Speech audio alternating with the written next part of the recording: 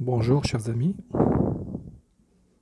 et bienvenue dans cet instant culturel que nous allons consacrer aujourd'hui à Jean-Paul Sartre, ce grand philosophe existentialiste, à travers l'examen de l'un de ses ouvrages qui ont révélé son penchant philosophique, plutôt parmi ceux qui ont le plus révélé son penchant philosophique. Il s'agit de l'ouvrage Les mots dans l'édition ou chez l'édition Folio.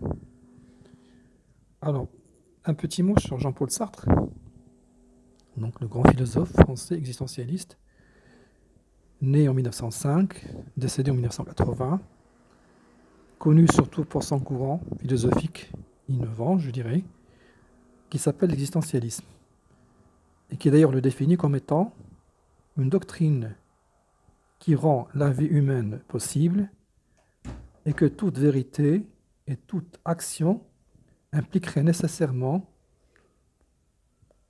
un milieu physique réel et une rationalité, mais aussi et surtout une subjectivité humaine.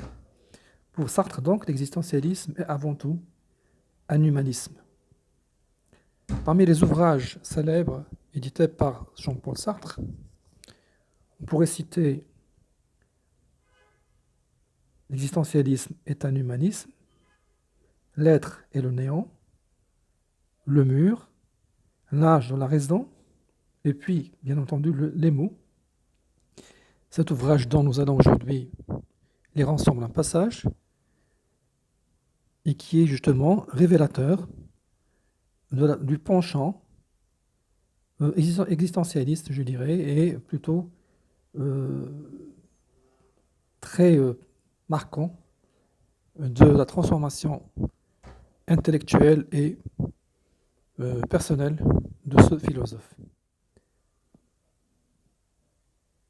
Alors, dans ce livre, on trouve l'abstract suivant, dans lequel l'auteur dit « J'ai commencé ma vie comme je la finirai sans doute, au milieu des livres.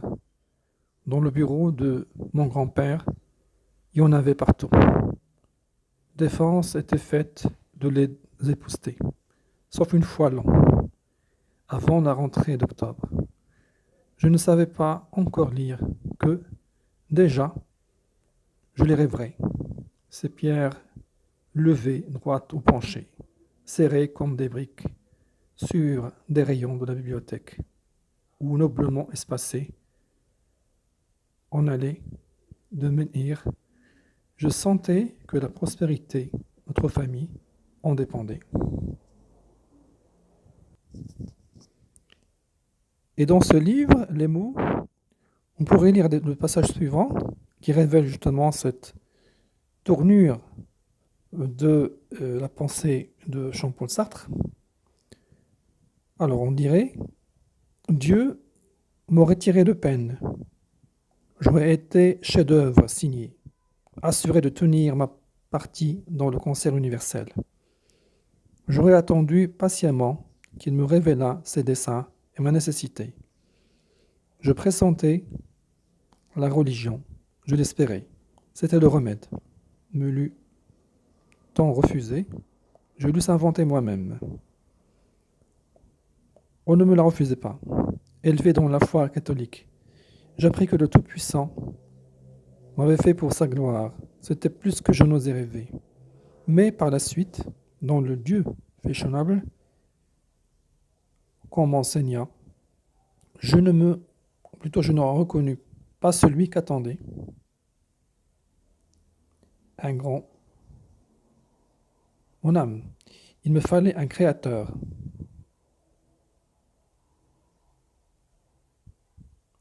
On me donnait un patron, ou plutôt un grand patron. Les deux n'étaient qu'un, mais je l'ignorais. Je servais sans chaleur l'idole pharisienne, et la doctrine officielle me dégoûtait de chercher ma propre foi. Quelle chance! Confiance et désolation faisaient de mon âme un terrain de choix pour y semer le ciel, sans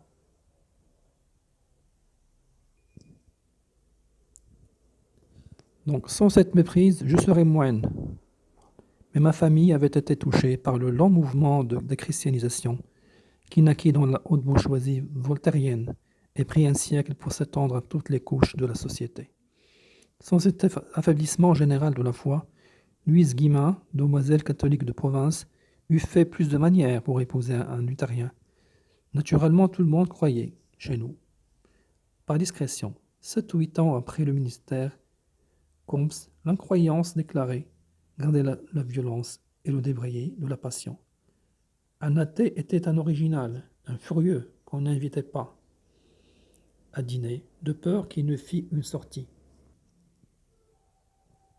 Un fanatique encombré de tabous qui se refusait le droit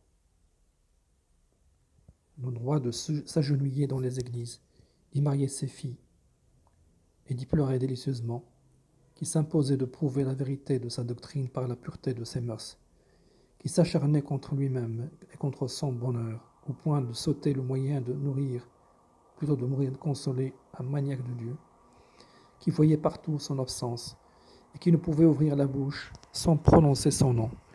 Bref, un monsieur qui avait ses convictions religieuses. Le croyant n'en avait point. Depuis 2000 ans, les certitudes chrétiennes n'avaient eu le temps de faire leurs preuves. Elles appartenaient à tous. On leur demandait de briller dans le regard d'un prêtre, dans le demi-jour d'une église, et d'éclairer les âmes. Mais nul n'avait besoin de les reprendre à son compte.